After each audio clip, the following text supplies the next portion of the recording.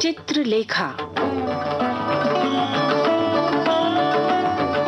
लब्ध प्रतिष्ठित कथाकार भगवती चरण वर्मा की लेखनी से जन्मी एक सुरीली कहानी चित्रलेखा।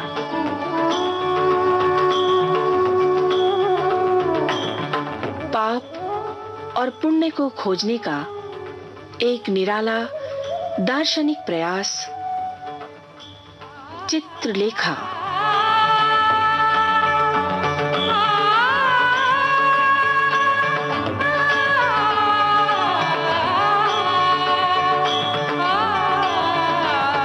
नर्तकी चित्रलेखा के मानस पर योगी कुमार गिरी के आकर्षण का जादू नर्तन कर रहा था।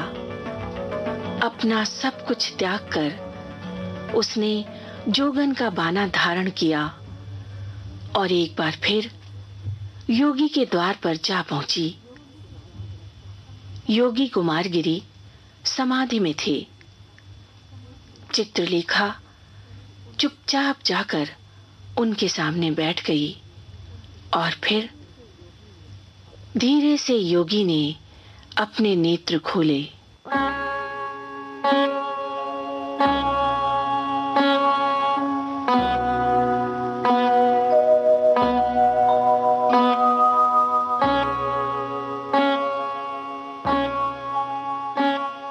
नर्तकी, तुम यहाँ किस लिए आई?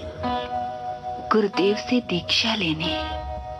पर तुम्हें याद होगा कि मैंने तुम्हें दीक्षा देना स्वीकार नहीं किया था। हाँ, मुझे याद है। फिर भी चली आई हूं। मैंने त्याग किया है। आज अपने ऐश्वर्य को मैंने तिलांजलि दे दी है। मैं अपना सर्वस्व त्याग चुकी हूं। केवल ममत्व शेष रह गया है। इस ममत्व को मैं आपके सामने ले आई हूं। उसको मुझसे छुड़वाना आपका कर्तव्य है और धर्म है। नहीं नर्तकी, नहीं, यह असंभव है। मैं तुम्हें दीक्षा नहीं दे सकता। तुम्हें दीक्षा देने के अर्थ होते हैं गिरना, नीचे गिरना। कहां? नीचे ही नीचे, जहां अंत ही नहीं है। मैं तुम्हें जानता हूं, मैं अपने को भी जानता हूं। तुम्हें ऊपर उठाना कठिन है, स्वयं नीचे गिरना सरल है। नर्तकी, सच कहना, तुम यहां क्यों आई हो? क्या वास्तव में तुम ज्ञान प्राप्त करना चाहते हो? क्या वास्तव में तुम भोग विलास को तिलांजलि देने आई हो? क्या यह संभव है? बोलो, मौन क्यों हो? योगी,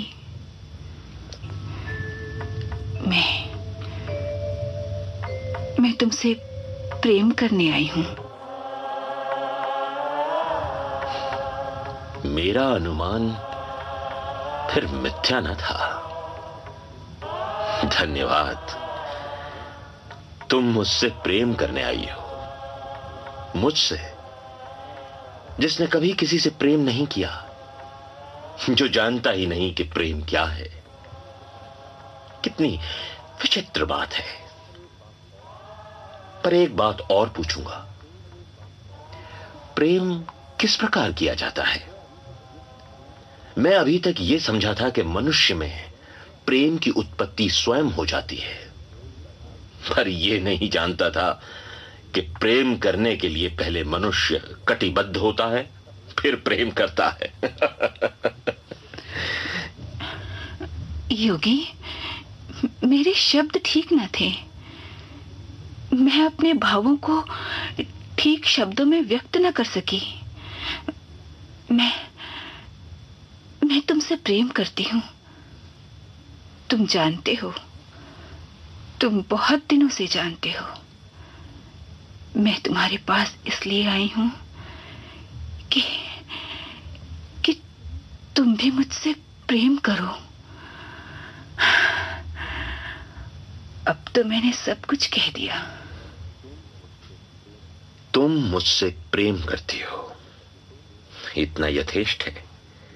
मैंने कभी तुम्हें इससे नहीं रोका, न इससे मैं तुम्हें रोक ही सकता था। प्रेम के बदले में प्रेम की आशा करना ठीक हो सकता है, पर उस आशा को सफल बनाने की चेष्टा करना अनधिकार चेष्टा है। ठीक कहते हो योगी, इस बार भी मैंने गलत कहा था। मैं यहां आई हूं प्रेम की अतृप्त प्यास को तृप्त करने। मैं यहां आई हूं जिससे मैं प्रेम करती हूं, उसके चरणों की धूल को नित्य प्रति अपने मस्तक पर चढ़ाने के लिए। मैं यहां आई हूं तुम में अपने को डुबा देने के लिए। सेवा और भक्ति, स्वयं का विस्मरण और अतृप्त प्यास, ये प्रेम के द्योतक हैं। मैंने ये सत्य विश्वास और कर्तव्य के आवरण में अपने विवाह के समय देखा था, पर उन आवरणों के रहते हुए मैं उस समय का वास्तविक महत्व न समझ सकी थी। अब फिर इस सत्य को देखा, इसलिए तुम्हारे पास आई हूं योगी। क्या वासना को अलग रखकर प्रेम संभव हो सकता है? नहीं, शुद्ध प्रेम में वासना और तृष्णा का कोई स्थान नहीं। कुछ समय दो देवी, बड़ी कठिन समस्या है। समय देने का समय नहीं रहा देव। जो होना था वो हो चुका। मैं बहुत आगे बढ़ गई हूं, पीछे जाना असंभव है। मैं इस कुटी में रहने आई हूं, यहां से जाने के लिए नहीं। क्या तुम यहां पैदल आई हो? रथ पर आई हूं। रथ कहां है? राजमार्ग पर छोड़ाई थी, वो चला गया होगा। हे प्रभु, इसमें क्या रहस्य छिपा है? तुम्हारी इच्छा क्या है? जो तुम्हारी इच्छा है वही होगा। अच्छा देवी, तो फिर तुम्हें दीक्षा दूंगा। ईश्वर की इच्छा है कि मैं संसार स्थित वासनाओं से युद्ध करूं, तो फिर ऐसा ही हो।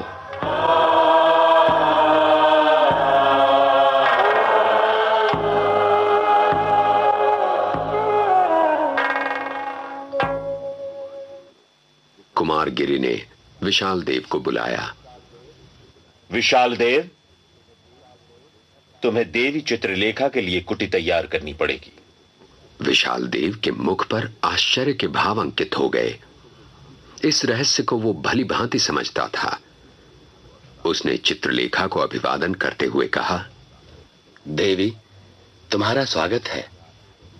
तुम्हें आश्चर्य हो रहा है वत्स? तुम मेरी दुर्बलता को एक बार देख चुके हो, इसलिए तुम्हें आश्चर्य होना स्वाभाविक ही है।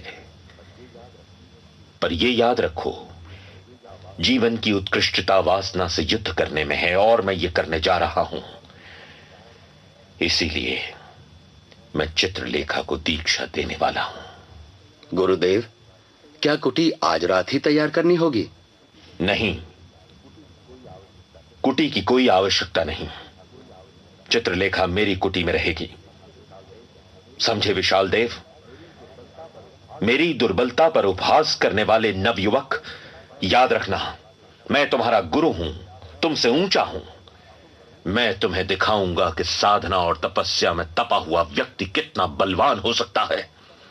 मेरी धृष्टता क्षमा करें गुरुदेव, मैं कुटी बनाने जा रहा हूं। नहीं, अब कुटी की कोई आवश्यकता नहीं विशाल देव। तुम्हारे गुरु ने तुमको यहां पर पाप का पता लगाने भेजा है। अब तुम्हें अवसर मिला है कि तुम पाप देखो और उस पर विजय पाना भी देखो। तुम जा सकते हो। विशाल देव चला गया। कुमारगिरी ने चित्रलेखा से कहा, जो कुछ हुआ वो स्वप्न के समान है, पर फिर भी जो होना था वो हो चुका। कभी कभी डर लगने लगता है। ऐसा मालूम होने लगता है कि मैं आग से खेलने जा रहा हूं। देव, मुझसे भय मत खाना। अपनी साधना और तपस्या में तुम मुझे कभी भी बाधा रूप में ना पाओगे, इतना विश्वास दिलाती हूं। मैं तुमसे प्रेम करती हूं और प्रेम का अर्थ होता है निसीम त्याग। मैं उसी में सुखी होंगी जिसमें तुम्हें सुख मिले। बीजगुप्त ने मृत्युंजय का अकारण ही अपमान किया था, उसने यह अनुभव किया।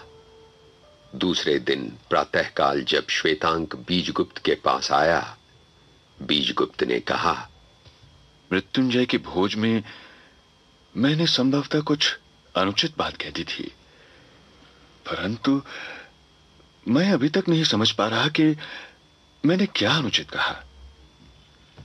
श्वेतांक, तुम तो वहां पर उपस्थित थे ना? तुम्हें सब बातें स्मरण होंगी। स्वामी ने जो कुछ कहा वो उचित ही कहा।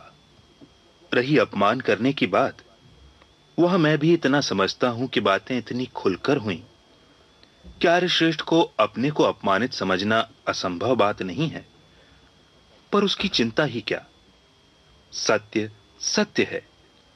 एक दूसरे के विरोधी सिद्धांत तो हो सकते हैं। नहीं, ये तुम भूलते हो श्वेतांक।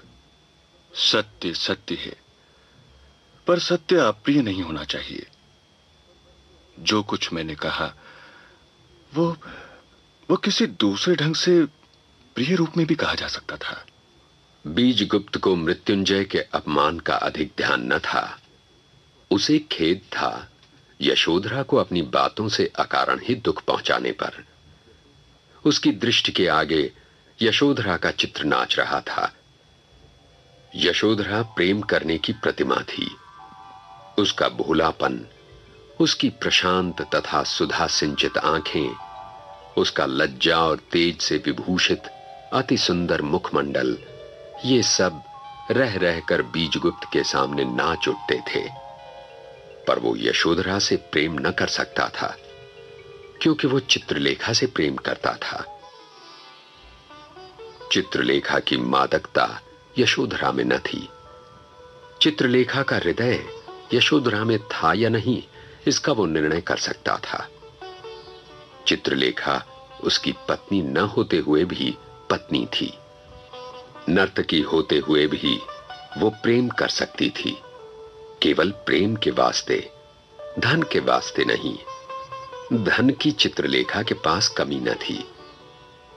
उसे वो रात याद हो आई जब चित्रलेखा से प्रथम बार उसका परिचय हुआ था। चित्रलेखा और यशोधरा में कोई समता न थी। चित्रलेखा ऊंची, बहुत ऊंची थी। वो आश्चर्य करने लगा कि वो यशोधरा के विषय में क्यों सोच रहा है। उसने श्वेतांक से कहा, श्वेतांक, मेरा कर्तव्य है कि अपने कटु शब्दों के लिए आर्य मृत्युंजय से क्षमा प्रार्थना करूं। जैसी स्वामी की इच्छा। पर मैं वहां नहीं जाना चाहता। मैं एक पत्र देता हूं, उसे आर्य मृत्युंजय को दे देना। जैसी स्वामी की आज्ञा।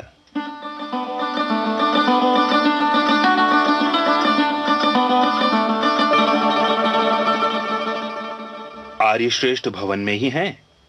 वे कार्यवश कहीं गए हैं। क्या काम है? उनके लिए मैं एक पत्र लाया हूं। पत्र मुझे दे दीजिए, मैं उन्हें दे दूंगा। नहीं, ये पत्र मैं केवल उन्हीं को दे सकता हूं, या उनकी पुत्री यशोधरा को। प्रहरी ने यशोधरा को सूचना दी और उसने श्वेतांक को अतिथि भवन में जाकर बिठला दिया। थोड़ी देर बाद यशोधरा ने वहां प्रवेश किया। श्वेतांक उसके अभिवादन को उठ खड़ा हुआ।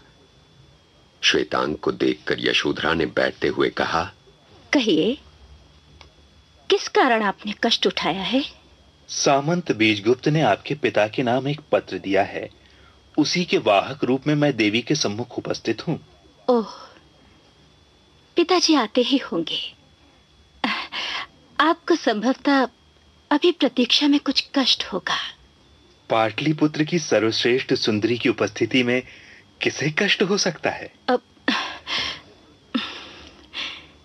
यशोधरा इस प्रकार की भाषा सुनने की अभ्यस्त न थी, और विशेषतः एक ऐसे व्यक्ति से जिससे उसका केवल कुछ घंटों अथवा कुछ क्षणों का परिचय हो। पर फिर भी बात मीठी थी। यशोधरा की आंखें हर्ष मिश्रित लज्जा से झुक गईं और उसके कपोलों की स्वाभाविक लालिमा दुगुनी हो गई। श्वेतांक उसका अतिथि था। उसका आदर करना यशोधरा का कर्तव्य था। उसने श्वेतांक से पूछा, आर्य बीजगुप्त को आपने पूर्ण रूप से जान लिया होगा? हाँ, संसार के सर्वश्रेष्ठ मनुष्यों में उनकी गणना करने में किसी को कोई आपत्ति ना होनी चाहिए। और नर्तकी चित्रलेखा के विषय में आपका क्या विचार है? वे बहुत उच्च कोटि की स्त्री है। मैं तो यहां तक कह सकता हूं कि वे देवी हैं। जिस मनुष्य ने चित्रलेखा को जान लिया, उसने सौंदर्य और सौंदर्य जनित कर्तव्य को जान लिया। तो मेरी धारणा निर्मूल न थी। आर्य का नाम संभवतः श्वेतांक है। देवी का अनुमान सत्य है। आर्य श्वेतांक, एक बात और पूछूंगी।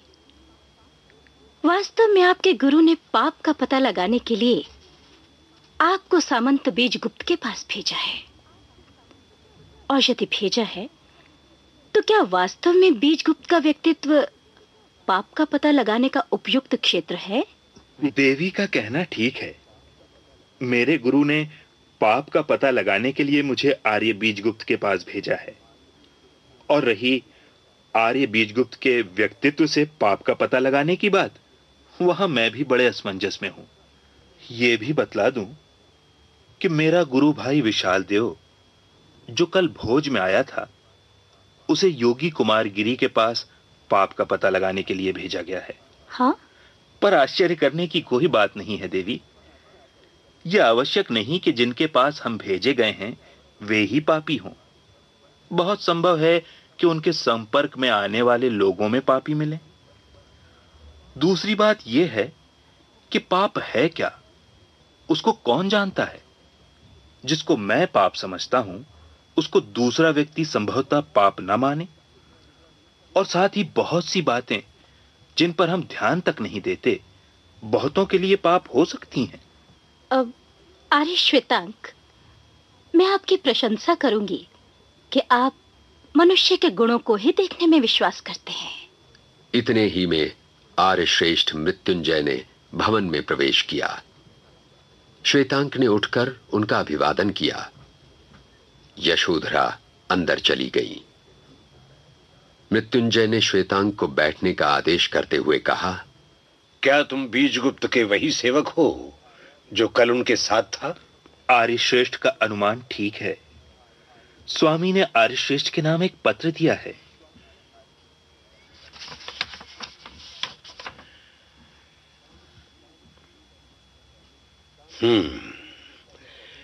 सामंत बीजगुप्त से कह देना कि उनके क्षमा याचना करने की कोई आवश्यकता नहीं थी, और उनकी ओर मेरी धारणा वैसी ही निर्मल तथा स्वच्छ है जैसी पहले थी।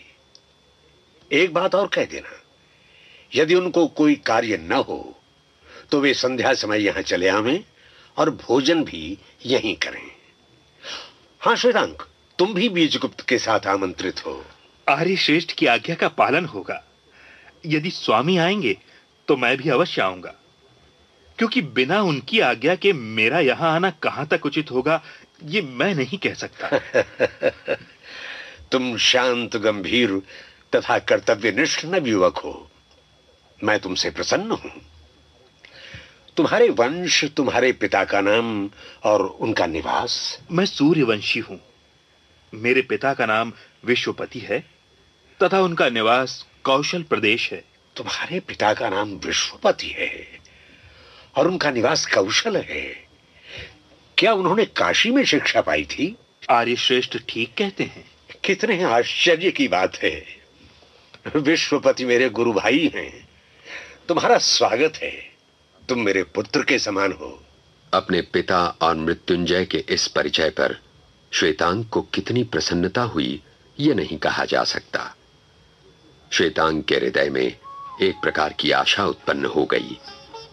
वो सोचने लगा, क्या यशोधरा का मेरे साथ विवाह हो पाना? इस प्रकार की आशा उत्पन्न हो गई। वो सोचने लगा, क्या यशोधरा का मेरे साथ विवाह हो पाना संभव है? असंभव श्वेतांग जानता था। उसके पिता का वैभव नष्ट हो चुका था और इसीलिए उसके पिता ग्रामीण जीवन व्यतीत कर रहे थे। वो उच्च कुल का था, पर इससे क्या? मृत्युंजय उसके पिता से धन में श्रेष्ठ थे, वैभव में श्रेष्ठ थे और अधिक शक्तिशाली थे। विवाह में इन बातों की समता आवश्यक होती है। फिर भी आशा दब न सकी। श्वेतांग को मौन देखकर मृत्युंजय ने कहा, वत्स श्वेतांग, मेरे भवन को तुम अपना ही समझो। मुझे आश्चर्य होता है कि विश्वपति ने तुम्हारे यहां होने की सूचना मुझे क्यों नहीं दी। मेरे पिता आजकल वानप्रस्थ जीवन व्यतीत कर रहे हैं। बहुत संभव है कि ये कारण रहा हो। अच्छा, तो आर्यश्रेष्ठ आज्ञा दें। भोजन का समय हो गया है। मेरे यहाँ इस समय भोजन करने में तो तुम्हें कोई संकोच न होगा? संकोच की कोई बात नहीं है आर्यश्रेष्ठ, पर मैं इस समय आर्य बीजगुप्त का सेवक हूं। बिना उनकी अनुमति के मैं कोई काम नहीं कर सकता। अच्छा, तो अब आप मुझे आज्ञा दें। विलंब हो रहा है। आर्य बीजगुप्त मेरी प्रतीक्षा कर रहे होंगे। साधुवाद, साधुवाद। अपने कर्तव्य को तुम भली भांति समझते हो। मैं तुम पर प्रसन्न हूं। तुम जा सकते हो, पर बीजगुप्त से तुम मेरी बात कहना न भूलना। श्वेतांग लौट आया। बीजगुप्त से उसने मृत्युंजय के यहां निमंत्रण की बात कही। बीजगुप्त कह उठा, श्वेतांग, मैं समझता हूं कि मुझे किसी भद्र पुरुष का निमंत्रण अस्वीकार नहीं करना चाहिए। उसके मन में यशोधरा को एक बार फिर देखने की, उससे बातचीत करने की अस्पष्ट भावना चक्कर काट रही थी।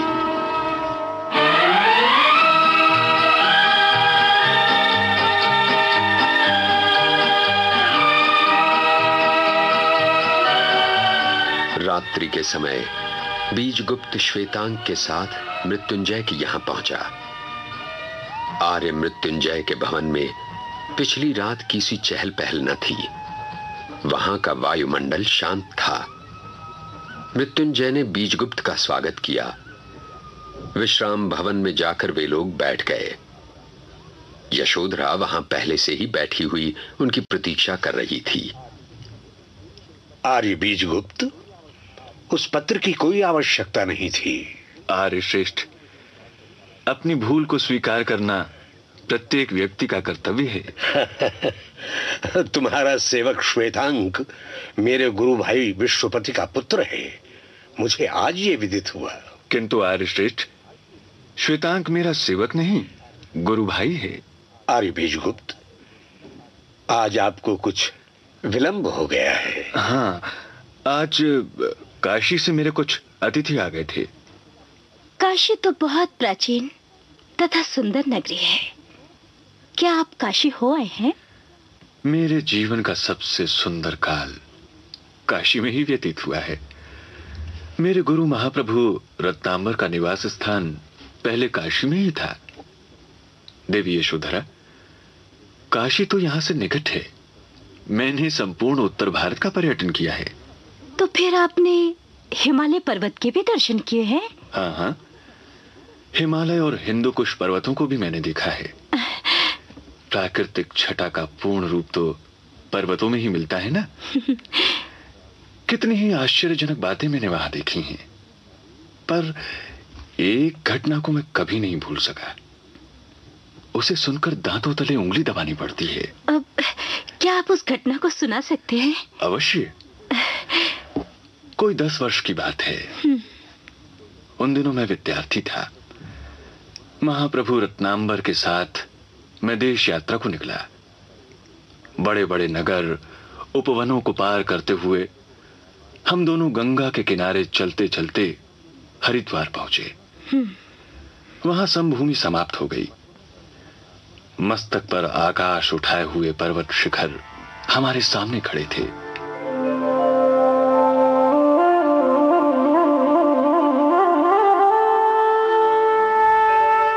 मैंने महाप्रभु रत्नांबर से पूछा, अब आगे क्या है? उन्होंने कहा, अज्ञात प्रदेश।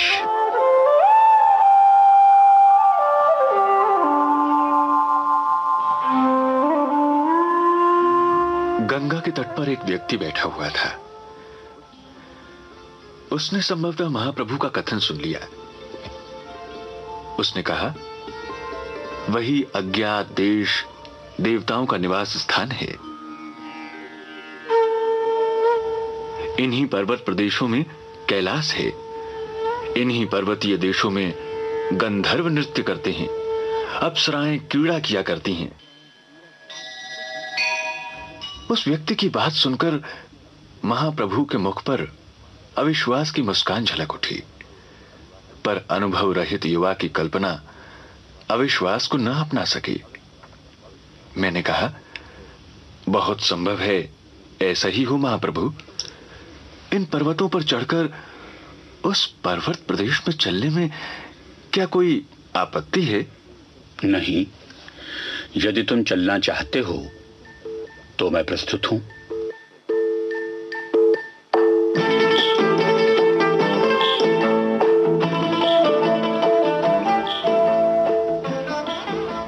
हम दोनों और आगे बढ़े। उस प्राकृतिक सौंदर्य की हमने कल्पना तक नहीं की थी। वनों में रंग बिरंगे फूल खिले थे, जिससे पर्वतीय शीतल वायु अठखेलियां कर रहा था। पक्षी कलरव गायन कर रहे थे। चारों ओर शांति का साम्राज्य था। वहां कोलाहल नहीं था, जनरव नहीं था। केवल एक के ऊपर एक उठी हुई पर्वतमालाएं थी।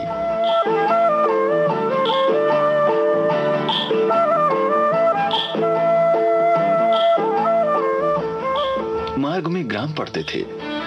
उनके निवासी गौर वर्ण के थे। उनकी स्त्रियां सुंदर थीं।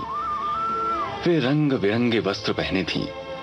वे हंसती थी और गाती थीं। उनमें लज्जा अथवा संकोच न था। मैं नवयुवक था। मैं उनके सौंदर्य पर मोहित हो गया। उन स्त्रियों के झुंड मधुर गान गाते हुए चलते थे। मैं यद्यपि उनकी भाषा न समझ सकता था, पर यह अनुमान कर सकता था कि उनका मधुर गान कवित्वमय है और उसका विषय प्रेम है। मेरे मन ने कहा, क्या यही अप्सराओं का प्रदेश है?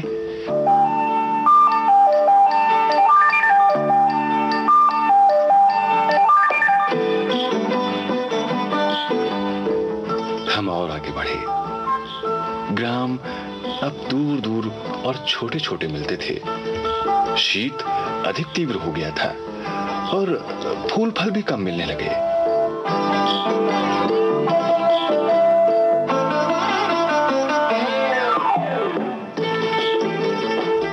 एक प्रातः हमने सामने दूर पर एक सोने का पहाड़ देखा। मैं पागल सा चिल्ला उठा, गुरुदेव, सामने कुबेर का सुमेर पर्वत है। महाप्रभु मेरी मूर्खता पर हंसने लगे। वह हिमालय है।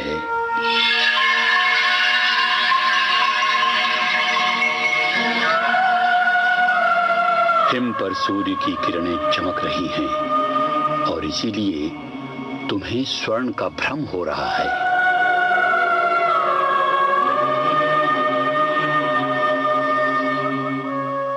हम और ऊपर चढ़े। अब पृथ्वी स्थान स्थान पर हिम से ढकी थी। हमारा शरीर ठिठुरा जा रहा था। महाप्रभु रत्नांबर ने कहा, अब लौट चलें? पर मैंने साहस किया, नहीं महाप्रभु, उस हिम से ढके हुए पर्वत के नीचे तो चले ही। चित्रलेखा। लब्ध प्रतिष्ठित कथाकार भगवती चरण वर्मा की लेखनी से जन्मी एक सुरीली कहानी चित्रलेखा।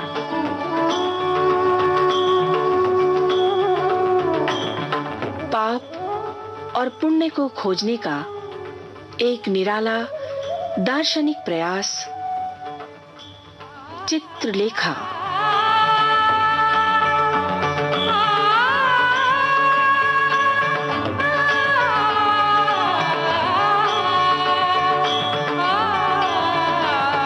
नर्तकी चित्रलेखा के मानस पर योगी कुमार गिरी के आकर्षण का जादू नर्तन कर रहा था। अपना सब कुछ त्याग कर उसने जोगन का बाना धारण किया और एक बार फिर योगी के द्वार पर जा पहुंचा।